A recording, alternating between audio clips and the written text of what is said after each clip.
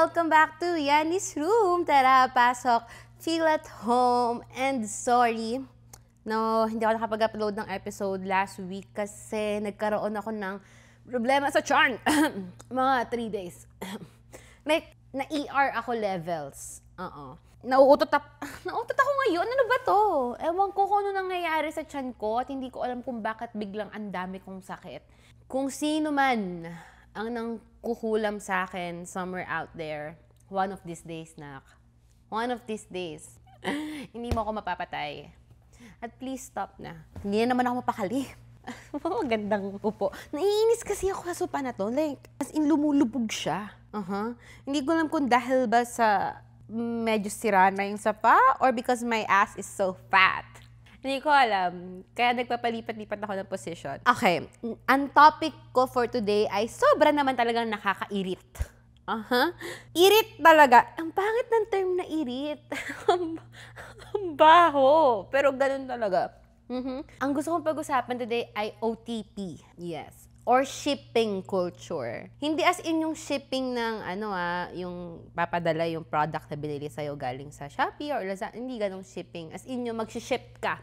Okay? Fan ka ng isang pair. Ganyan. Usually sa mga idol group, fangirl ako since 11 years old ako. Tama ba? Yes, 2013 or 2014, 11 or 12 years old lang ako nun. At naging K-pop fan ako. Okay? Yun yung mga panahon na hindi pa super cool maging K-pop fan. Like, hindi pa sobrang mainstream ng K-pop. Like, pwede akong maglaan ng isang buong episode for K-pop. Kasi yun yung mga time na lumalabas yung Fantastic Baby. Tapos sobrang haba ng buhok ni G-Dragon at hindi ko magets kung bakit. So, parang hindi na make sense sa akin yung K-pop at that time. Pero, well, I was a girl. I mean, I'm just a girl.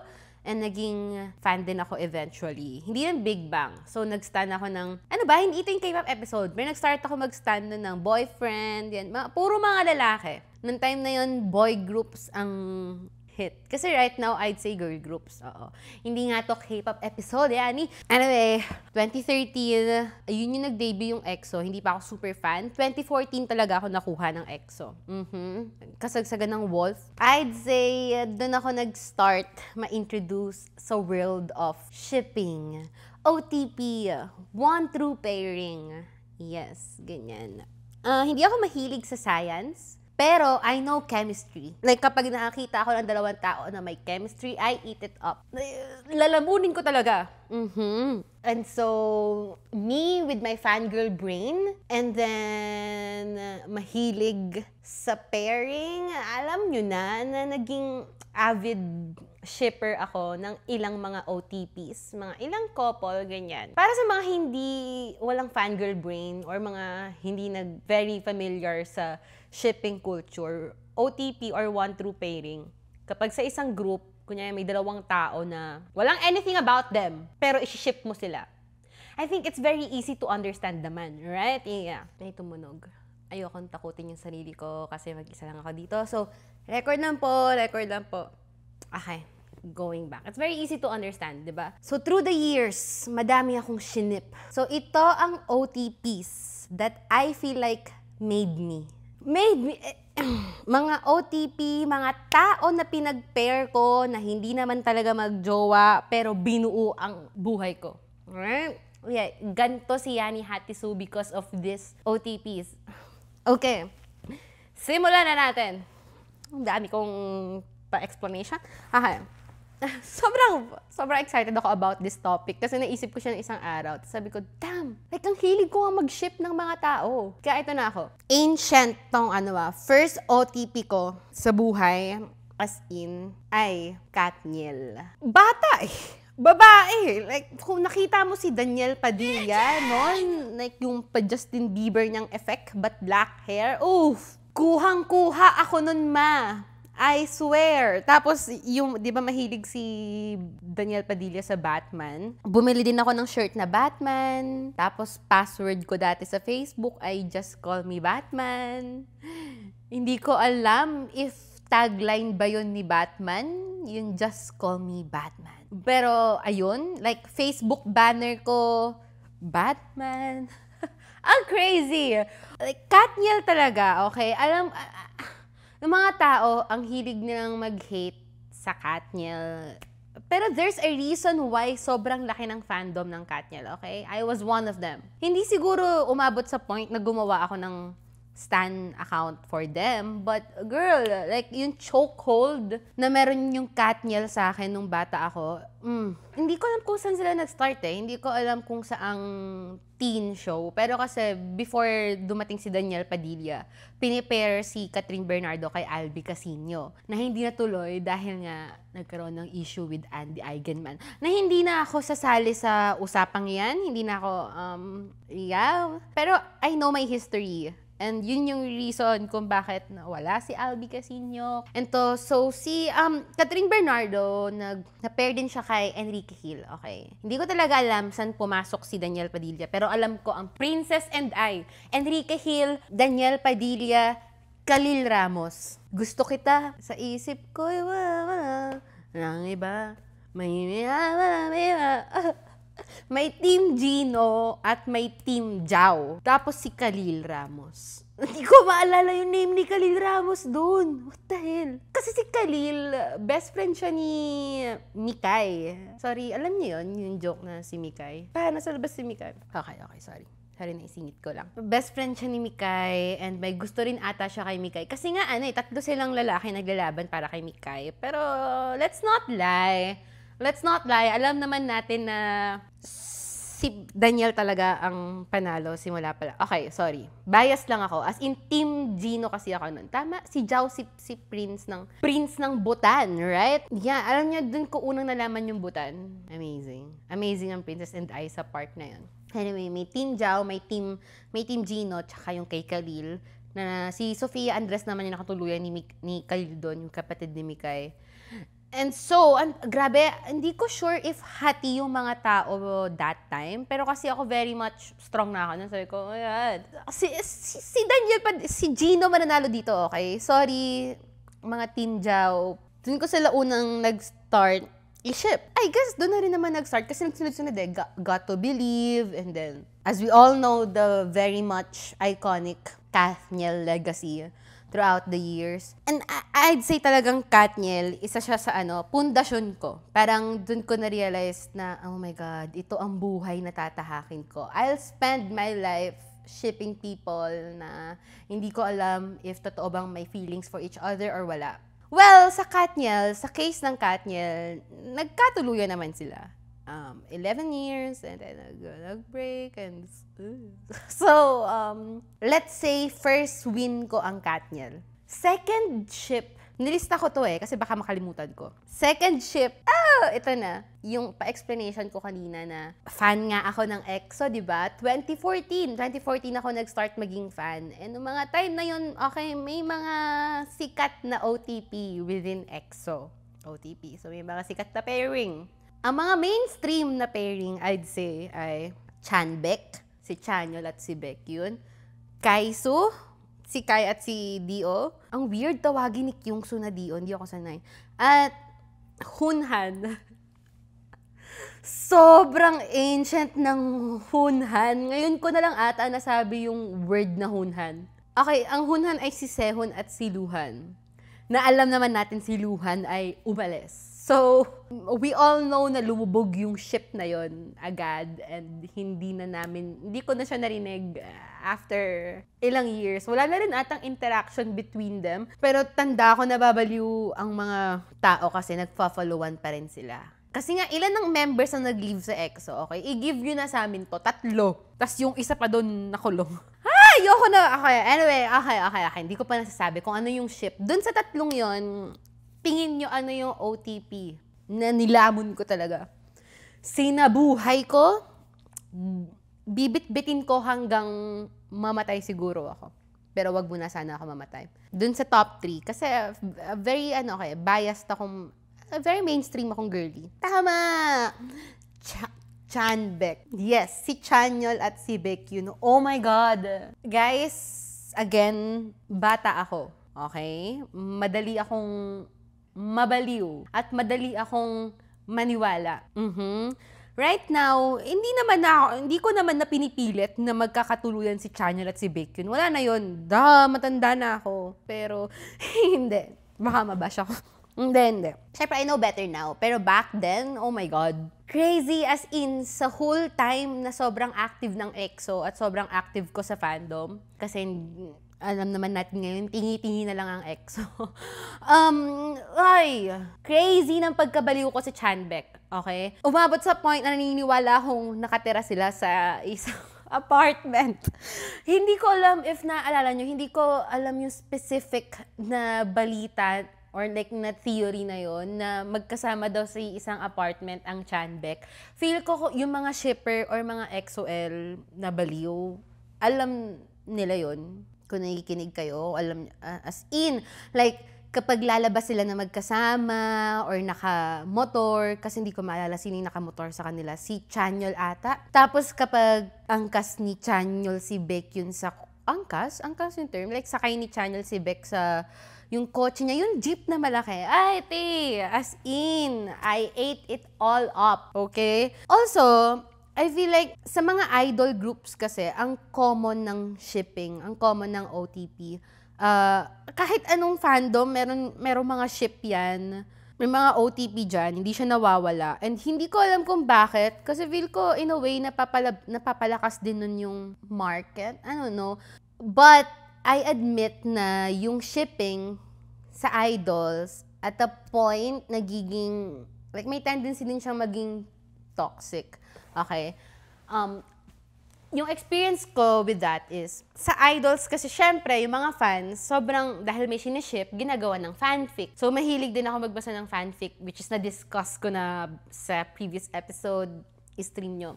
And so, may isang sikat na fanfic sa Chanbaek, which is yung 180. As in, sikat siya kasi maganda siya. Okay? Maganda talaga siya. If gagawin yung libro, I fucking swear, kahit tanggalin mo yung Chanbaek na aspect, maganda talaga siya. Okay? Tapos dun sa fanfic na yun, hindi naman kontrabida, pero isang character dun si Kyungsu. Kasi usually sa ganung fanfics, ginagamit din na characters ng ibang members. Tapos, hindi masama si Kyungsu, but let's just say, isa siya sa reason sa naging conflict dun sa story. Tapos, parang, I'd say mga 27, nabasa ko, ewan ko kung kailan lumabas yung fanfic na yun eh. Basta parang years after, pinabasa ko siya within my friend group, tas nag-react lang kami, ganyan. Tas tweet ko yon yung reactions ng friends ko dun sa 180. Tapos, syempre, like how you would react to a kontrabida. Alam mo yun, parang mabubwisit ka. Minsan, masasabi mo, though hindi naman namin minimean na galit talaga kami kay Kyungsu.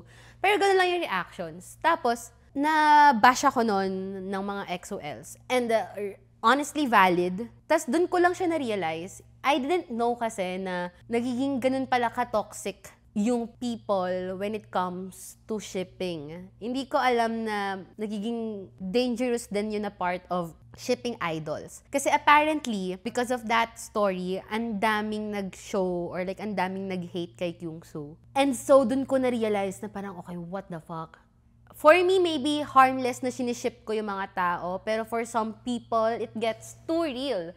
Hindi ko ma-imagine na may mga taong sobrang, like, pinangahawakan yung mga OTP nila to the point na naniniwala sila or i-impose nila na no, totoo to, magjowa talaga sila. And I think, yun yung part na nagiging weird yung pag-ship ng idols. For me kasi, kinikilig lang ako sa Chanbaek. Okay, at that time, naniniwala akong sila. Masakit kung hindi. Pero alam niyo yun, as you grow older and nagkakaroon ka ng mas maraming brain cells, mas na-realize mo na ang weird pala nun. Medyo, like, it shouldn't be that serious. Ganyan.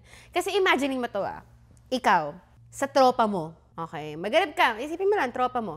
Sa tropahan nyo, sa friend group nyo, may isang person doon na inaasar sa'yo. Tapos, bawat movement nyo, iisipan ng something ng mga tao. Sabihin mo yung friend na yon, makita lang kayo na magkasamang naglalakad or nag-grocery or nakasakay sa kotse, kahit may kasama kayong iba. Tapos, yung mga tao gagawa na sila ng meaning out of it and ipipilit nila na kayo. di ba medyo doon siya nagiging weird. Okay? And so, siguro, ng mga bagets ako, hindi ko naman yun naiisip. At saka, honestly, hindi rin naman ako sobrang rabid na mag-ship sa Chanbek. Okay, like, parang, shit, nakakakilig talaga sila. And, okay, nagpupuyat ako para magbasa ng fanfic sa kanila. And, okay, maybe, may some parts of me na nag-wish na sana sila nga. Pero, you have to, alam ko, when you grow older, you have to realize na parang, medyo, baka weird. Hindi nga baka weird yun, na-i-impose sa kanila. Feel ko nagiging, jarring na issue, even within fandoms. Kasi may mga shippers na kapag hindi nagkatuluyan yung ship nila, or parang, let's say, yung isang, kasi usually within groups, di ba, syempre, same gender, hindi naman parang co-ed. So, sige, gamitin na natin example si Chanyeol at si Baekhyun. Para silang na lalaki. Hindi naman natin alam kung anong soji ng dalawang to, okay, siniship. Tapos, may iba mga sobrang rabid na shipper na just because hindi sila nagkatuluyan or nagkaroon sila ng dating issue with a girl, let's say, alam niyo yung nagagalit. And then siya nagiging weird. Okay, gagamit na ako ng isang example na mas malapit sa atin. And I think mas modern. Ayoko sana sabihin kasi ayoko mapasama sa gulo, okay? Pero, I think ito yung pinaka nakikita ko ngayon, which is sa ships ng BINI. Kasi BINI, I'd say, sorry, may nakita akong alikabok. Parang kailan lang naman nagkaroon ng idol groups sa Pilipinas eh. And syempre, alam naman natin na isa ang BINI sa mga successful na P-pop groups. As in, ang laki ng fandom, may stan tweet. The community is alive and kicking. And of course, hindi maiiwasan sa isang buhay at successful na fandom like that, may OTP, may shipping. So, ilan sa mga sikat na OTP ay, I'd say, Mikaya at Makulet? Yes. Ayoko sana mag-comment kasi friend ko si Maloy. So, okay, disclaimer na, kung ano man ang opinion ko, not in any way nagre-reflect kay Maloy or anything, wag niyong idamay ang tropa ko dito. Okay, continue. So, Mikaya and Makulet. And siguro, hindi ko alam if it's happening, pero magiging toxic if sabihin natin na magkaroon ng ibang... Kasi let's be real, okay? Wala naman talagang something between these people. Shocks! Baka ipabaril ako sa Luneta Park. Pero, right? Kasi siniship lang sila ng mga tao, OTP sila. Pero hindi talaga natin alam if may something sila or wala. And okay, this is what I need people to realize na as shippers or as fans, wala tayo sa lugar to impose or to project our fantasies into them. Hindi natin pwedeng ipilit na magkaroon kayo ng relationship or what. Doon kasi nagiging weird yon, mahirap yon, okay? And also, ang pinaka hindi ko pa gusto is kapag sabihin natin nagkaroon sila ng ibang pairing with a man, or basta labas doon sa ship, yung pagbibintangan sila ng queerbait. Wow! Ay, yun yung hindi ko gets. Kasi parang kayo yung nag-project ng fantasies nyo sa kanila eh. Tapos sila yung pagbibintangan yung ng queerbait. Hindi ko kasi na-experience yun nung sa EXO. Kaya siguro nilabas ko na yung BINI bilang example. Kasi siguro nung time na nasa EXO, kapag sa K-pop idols kasi before, like, mas hindi open sa gantong usapan. Parang yung shipping or yung mga OTPs, alam mo yun, parang sa atin lang to na fans ganyan. Pero I'm sure na yung mga idols, I'm sure meron silang idea of it. May mga times din kasi na nagkaroon ng, parang hindi, nag-iiwasan yung Chanbek. Para sila may away na hindi mo alam. Parang may Cold War. Oh my God, naalala ko yun. And so, ngayon siguro na parang mas matanda na ako, naiisip ko, I'm sure may idea sila na siniship sila. May instance kaya na naka-apekto yun sa relationship nila. Kasi guys, ilagay nyo yung sarili nyo sa posisyon ng mga idols na to. Kapag siniship kayo sa tropa nyo, tapos parang bawat galaw nyo gagawa ng meaning, feeling ko kahit sino mawiweirduhan. Tapos parang damned if you do, damned if you don't. Kapag napagbibintangan ka pang queerbaiter, right? And so, feel ko yun yung nagiging toxic na part of shipping within fandoms. Pero, okay, iiwan ko na yung point na yun. Takot ba ako sa Blooms? Hindi ako takot sa Blooms. Pero, ang ano lang kasi, medyo delicate na topic ang BINI right now. Ang hirap manalo sa internet pagdating sa BINI. Kasi, you guys, ang mga tao sa internet ay, syempre, gusto lang din talaga ng mahi-hate. And so, ayoko na mag-bring ng more heat into it. Okay, but anyway, going back, ayun, Chanbek, ang layo na narating ko, okay? Chanbek yung isa sa mga main OTPs ko talaga, hinubog ko talaga. Right now, hindi naman na ako umaasa na magiging sila. Ayoko din mag-assume ng soji nila. Anyone, please, huwag tayo mag-assume ng soji ng kahit sino, okay? Gusto ko pero they're sobrang straight as fuck ng dalawang to. So, sabi ko, mag-assume, tas kung ano-ano sinabi ko. Keme lang yun, ano lang yun, side comment lang yun.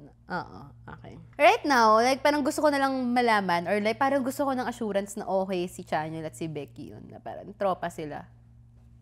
Like, tight sila. Kasi mahal ko ang EXO like that. Gusto ko lang sila maging masaya. Okay? Pero definitely, Chanbek, hinubog talaga ang pagkatao ko. Okay. Next na OTP. Sabihin ko ba to? Okay. Next na OTP ay Sarawat Time. Brightwin. Silence. Silence para sa namatay kong puso. Okay. Pandemic. Ate Pandemic, hello? Alam mo, parang, ito yung OTP or like, pairing na hindi ko alam kung may dapat ba akong sabihin. Kasi parang, guys, gets naman. Sobrang lakas ng Brightwin, okay? Noong 2020, sobrang lakas ng Together the series kahit sobrang shit ng plot at kahit hindi very stellar ang acting. Guys, hindi nyo madedenay. The chemistry was there. Para sa mga disagree, okay, I don't care. Pero sobrang lala ng Brightwin, okay? Alam nyo, kaya gustuhan ko sa Together the series kasi ay Brightwin at saka yung Scrub. Slay na kanta, okay? Also, very connected to that ay, alam ko EXO-L yung author ng Together the series at may mga chika-chika before na ang Together the series daw ay Chanbek fanfic. And so, nakikita ba natin yung pattern? Nakikita ba natin yung pattern niya ni Hatesu? Hindi ko alam if proven yon na Chanbek fanfic talaga siya. But, oh my God. Together, naduduwal ako. As in, umabot ako sa part na gumawa ako ng stan account for Brightwin. And meron akong ginawang edit for Brightwin, okay? Sa You Were Beautiful ng Day 6. Hindi ko alam kung asa na yung ginawa kong edit na yun. Pero gustong-gusto ko yung edit na yun. Feel ko I slayed. Pero, oh my God. Hindi ko alam kung paano kayo papaliwanag. Dalawang gwapong lalaki. Kems! Okay. Pag-usapan natin yan. Ang BL daw kasi, nabasa ko. Actually, proven to, okay? May mga studies about sa origins ng BL na genre or boys love, which is ginawa talaga siya for a female audience. Okay? Hindi na naman ako mapakali. Ginawa talaga siya for a female audience. At sinasabi napaisip ako dun kasi parang, Sa Japan siya nag-start. Tapos, in a way, sabi dun sa mga nababasa ko na because parang nafi-fetishize ng women yung gay relationships. And hindi ako very much knowledgeable sa mundo ng BL and sa mundo rin ng yaoi kasi yun yung isa pang genre din sa Japan. Sa anime or sa manga ata yun. Basta, two gay men. Tapos, catered siya to a female audience. And feel ko yun din yung reasons kung bakit sa BL, usually, ang bida ay eye candy or pogi. And of course, that's problematic. May mga discussions about BLs from like different scholars. Merong mga round table on BL kapag search nyo sa YouTube na ine-explain kung paano naman nag-evolve ang BL through the years. If before talaga mainly catered siya to a female audience, I feel like ganun pa rin naman ngayon. Kasi yun talaga, wala tayong magagawa. Yun talagang pinakamalaking market ng BL, okay? But somewhere down there, nag-evolve ang BL na parang na-reclaim din siya ng gay men. Baka kasi hindi inclusive yung gay men. Pero na-reclaim din siya ng queer men.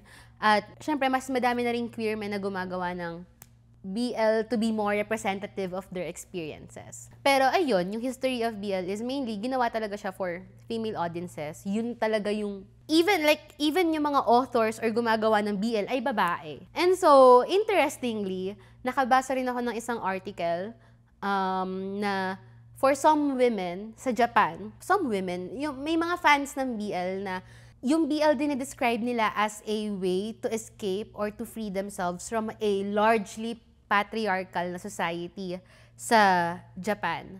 And so, parang doon ako so it's not just about fetishizing gay relationships for these women, pero may ganong way, may ganong aspect to it, may escapism from their everyday experiences as a woman. Tapos ang ganda nung pagkaka-explain niya na sinabi niya, for her, as a BL fan, gusto niya yung BL kasi iba yung kapag you see these two people na yung isa, nagkagusto dun sa isa, tapos hindi niya alam if straight tong isa. So parang heightened yung tension, heightened yung problem, mas malala yung pining and yearning, and yun yung gusto niyang aspect of BL. And dun ako napaisip, kasi sabi ko, I get it. Siguro ako as a woman na nanonood ng mga gantong series, hindi ako palagi nanonood ng BL, okay? Hindi ako large fan of it. Pero imagine, nag-ship ako ng Chanbek, and then nag-ship ako ng Brightwin, and I can name other pairings din na man and man. Tapos napaisip ako, fetishize ko ba yung relationship nila? Kasi ganun yung nasasabi sa history. Personally, feel ko nag-resonate ako dun sa sinabi nung BL fan na yon na it's not about fetishizing the relationship. Kasi honest, wala akong interest, okay, sa dalawang lalaking nagsisex. Hindi ko alam kung ano ang strict na definition ng fetishizing, pero there's something about sexual pleasure kasi pag naririnig ko yung fetishizing, and para siyang negative term for me eh. Tapos naisip ko, yun ba yung gusto ko between two gay men? Am I really fetishizing them? Kasi bakit nga ba nag-ship ako ng Chanbek? Nag-ship din ako ng Kaisu. Bakit ako nag-ship ng mga lalaki? Fini-fetishize ko ba talaga sila? May mapapaisip ka kasi, pero honestly, hindi siya about fetishizing eh. Pwede bang dahil cute lang talaga sila? Pwede bang dahil you want parang a fluff na relationship between these people? I don't know. Ayun yung other perspective na I feel like mas nag-resonate ako with. I'd say, iba talaga ang mga stories na nagawa at sulat ng isang babae. Kakaiba yung yearning at kakaiba yung romantic na part of it. Mas heightened. Alam niyo yung mga sinasabi na may mga characters na alam mong babae ang nagsulat. Parang ganon. Mga female-coded. Hindi ko alam if nag-get across ko yung point clearly. And so, balik tayo sa Brightwin. Brightwin, ang lala ng Brightwin, okay? I'd say yung success ng Together the series, I'd say yun yung nag-start ng boom ng BL sa Pilipinas. Kasi after nun, mas naging open na yung people or mas naging open na yung Philippine media, mainstream media, to BLs and to queer stories in a way. Pero nag-start sa BL. And actually, until now, mainly BL. Napag-usapan namin to sa guesting ni Iana sa Gabi ng Bading na medyo mahirap makahanap ng mga GL. Alright? Okay, pag-uusapan natin yan sa next na pairing na aanuhin ko. Pero sige, mag-stay muna tayo sa Brightwin. Ang daming inopen na doors ng Together the series sa Pilipinas. Okay, doon nag-start ang mga BL and all. And, also, grabe talaga ang Brightwin. As in, inaabangan ko sila every Friday. And then, nagkaroon ng Meet Your Garden.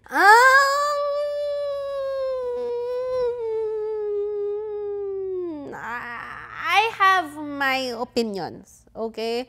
Admittedly, na-disappoint talaga ako nung nakas parehas ang Brightwin sa Meet Your Garden at hindi sila yung couple. Charot. Kasi sobrang straight ng Meet Your Garden, okay? And at the same time, hindi mo alam if anong dapat mo maramdaman bilang una queer at second fan. Kasi kakagaling nyo lang sa isang, okay, hindi super stellar ang plot ng Together the Series, pero medyo groundbreaking in a sense na ang dami niya nga na-open na doors in the Philippines. Tas parang sobrang successful niya. Kakagaling nyo lang sa ganung project. Tapos medyo bibigyan nyo kami ng sobrang straight na project. Hindi siya good look. At dito napapasok yung topic then of mga actors na tinitake advantage ang queer stories. Hindi mo rin kasi talaga masabi na so queer bait lang ba kami? Kino-queer bait nyo ba kami?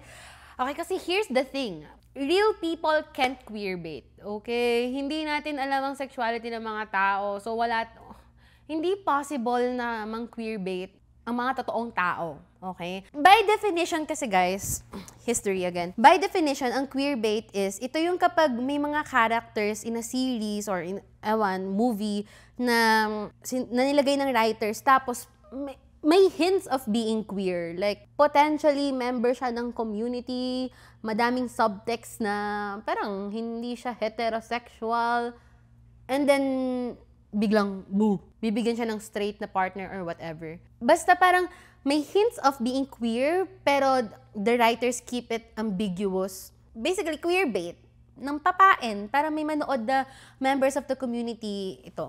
Ganyan. So, ambiguous yung character. Hindi ko kasi alam if ma-apply pa natin yun ngayon dahil sa mga films naman natin, sa media natin ngayon, mas open na talaga to being queer. Like, I feel like hindi naman na yun masyadong ginagawa ng mga tao. Right? And so, yung mga tao, I feel like ang careless na mga tao mamintang sa mga totoong tao na, oh my God, kini-queer bait nyo kami. Paano mo masasabing kini-queer bait niya kayo? Hindi nyo nga alam kung anong soji niya. What if bading pala talaga siya? Right? Kasi yun nangyari din sa, sa bida sa Heartstopper. So, napilitan siya na mag-out. Si Nick, di ba? Asan ako? Brightwin. Hindi pa pala ako tapos sa Brightwin. Kumuha sila ng super straight na project. And doon na nga pumasok yung, so, queer bait nyo nga ba kami? Ganyan. So, inaalala ko kung saan ako natigil. And may mga actors na nagtitake advantage.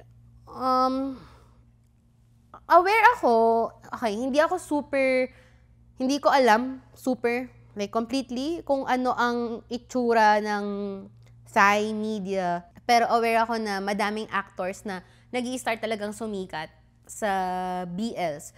And so, hindi good look na after mong makas sa series na ganito, biglang sobrang straight ng project mo. Hindi naman hinihiling ng fans. Okay? Personally opinion ko to. Hindi ko naman hinihiling na parang, Brightwin pa rin all the way. Pero,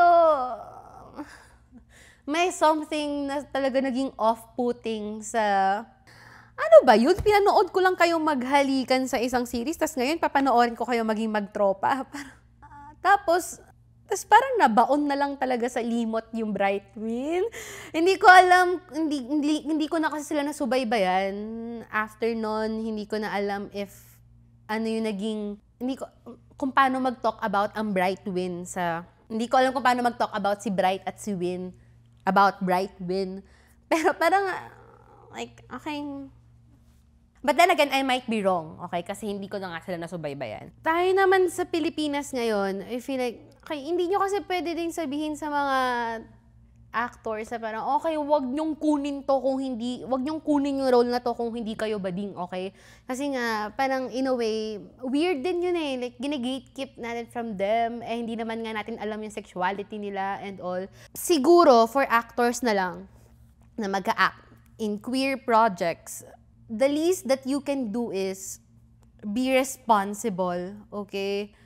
Huwag niyong i-take advantage yung mga stories na to. Like, these stories mean a lot to the people na nakakaranas talaga ng ganon. And parang huwag niyo lang siyang gamitin na stepping stone to your career. Hindi ko sinasabing ganon yung ginawa ng Brightwin, okay? Hindi ko alam kung ano nangyari. Pero for actors, siguro yun lang naman yung, ako as a queer person, yun lang naman yung hinihiling ko. If ever, be responsible. Let's leave it at that. Na-throw off ako ng Brightwin. Oh my God. Pero mahal ko Brightwin and I'm happy for them sa mga personal projects nila. Go! win. Support. Masaya naman sila parehas. Okay, next. Tapos na ako sa BL. Ang next na pairing na humubog sa akin pagkatao ay Rastro. Rastro ba yung tawag sa, Alam ko Rastro eh. Pero si Glyza at si Rian, because of The Rich Man's Daughter. So iconic! It was so iconic for me. As in, may fandom talaga sila.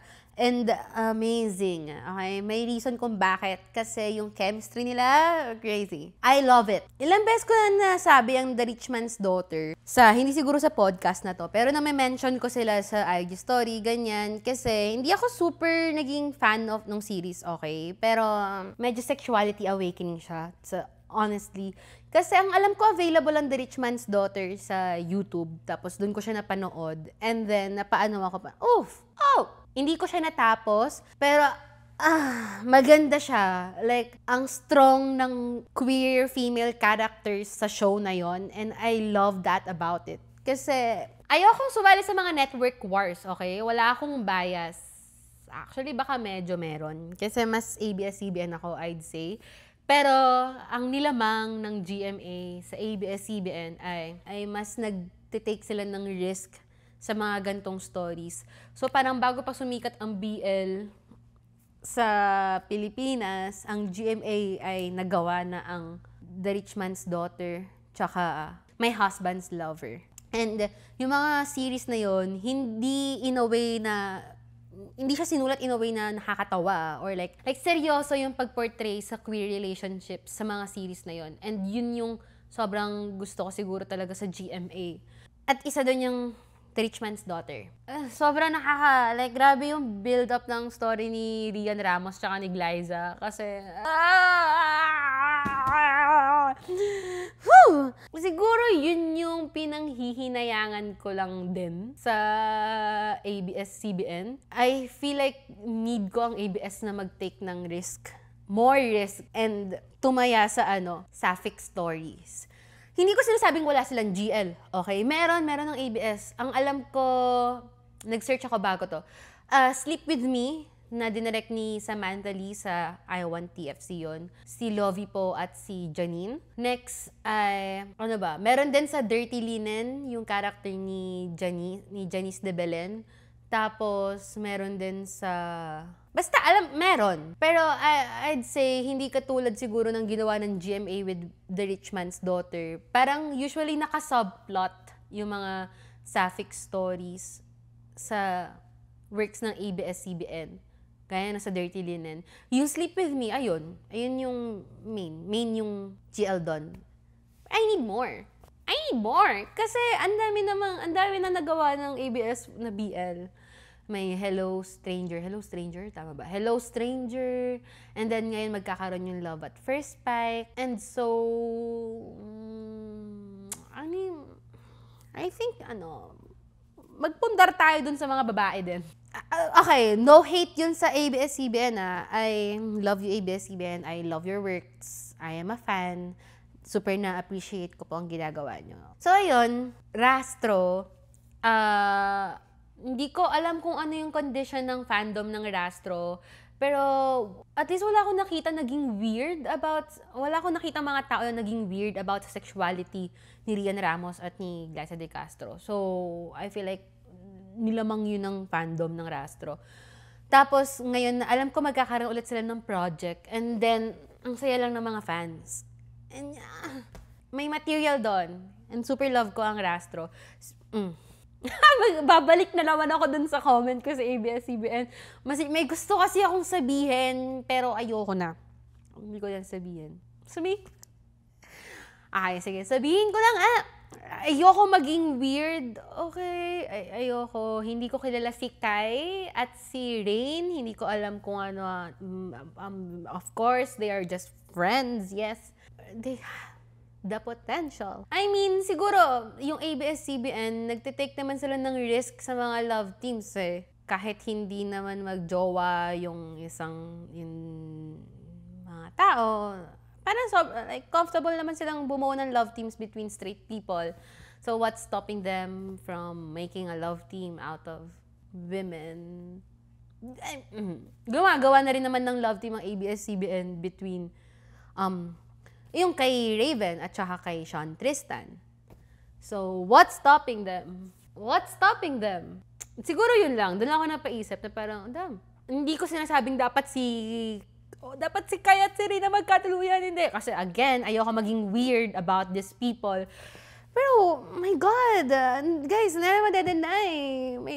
May potential talaga. The chemistry is there. And naging sobrang comfortable naman ng ABS-CBN to push JM Fiang. So, what's the difference? Okay, ayoko na magsalita.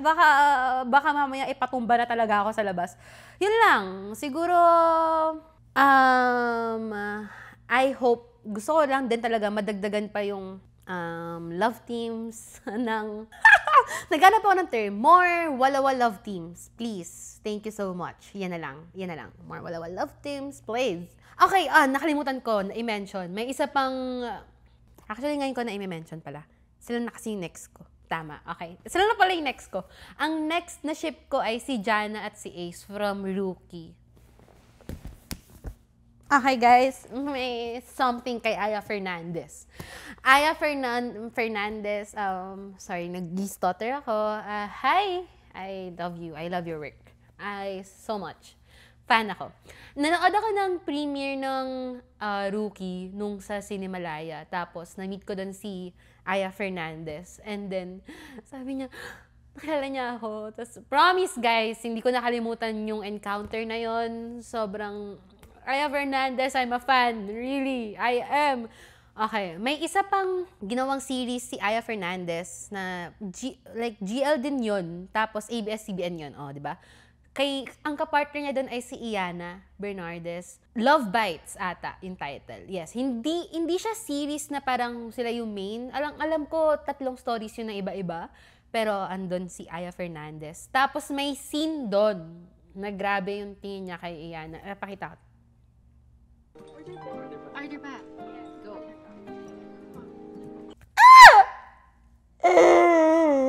Guys, okay, sorry. Ano yun? Sino yun? Ano yun? Something about Aya Fernandez. Meron siyang mata of a yearner. Okay? At yan ang gusto ko sa walawa media. Yan ang gusto ng mga bading na babae. Yearner eyes. Okay? Kuhang-kuha niya. May ganun din siya sa Rookie. May ganun din si The Rich Man's Daughter. Ewan ko kung ano meron sa mga bading na babae at gustong-gusto yung mga nag-yearn. And ganun na ganun siya.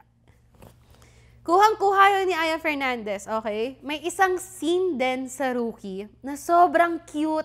Yun yung nasa hagdan si Jana tsaka si Ace. Wala na ako masasabi, guys. Guys, what the hell? Sobrang cute ng Rookie. Nagustuhan ko yung Rookie. At isa sila sa mga love ko na ship. Hindi ako super nag-fan. Umabot sa point na gumawa ng fan account. Dahil wala na yun sa edad ko ngayon. Feeling ko kasi guys, bata pa ako pero parang retired fangirl na ako. Wala na akong energy para gumawa ng stan account. So hindi naman ako umabot sa ganung point. Pero somewhere here, I hold Jana and Ace dearly. Ganon. And yun ang mga opinions ko sa OTP. May mga think piece in between.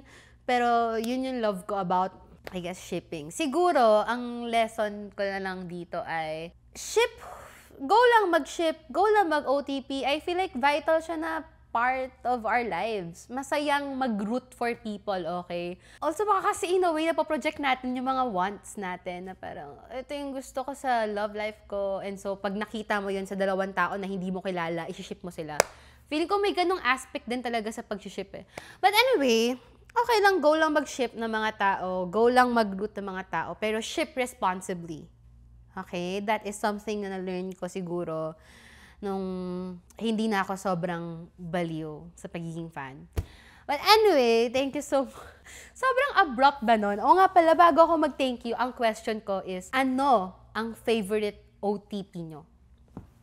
As in, anong OTP yung humubog sa pagkatao nyo? You just know it deep in your heart. Yun lang. Thank you so much for listening to this episode and I hope nag-enjoy kayo. At i-follow nyo na rin kami sa aming socials at Kwarto ni Yani on TikTok and Instagram. And naglalabas kami ng episode sa YouTube at Spotify every Thursday, 9 p.m. Follow nyo na rin yung Yani's Room sa Spotify. I-rate nyo na rin, guys. Lagyan nyo nga ng 5. Wala lang.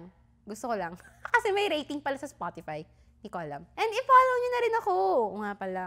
Dito pala ako. I-follow nyo na rin ako at Yani Hates You on IG and TikTok. And Twitter. And Facebook. And puro end. And thank you! See you sa next episode. Bye-bye. Obvious ba na masaya ako? Feeling ko ang saya ko sa episode na to. Umabot na naman ako ng 1 hour. What the hell?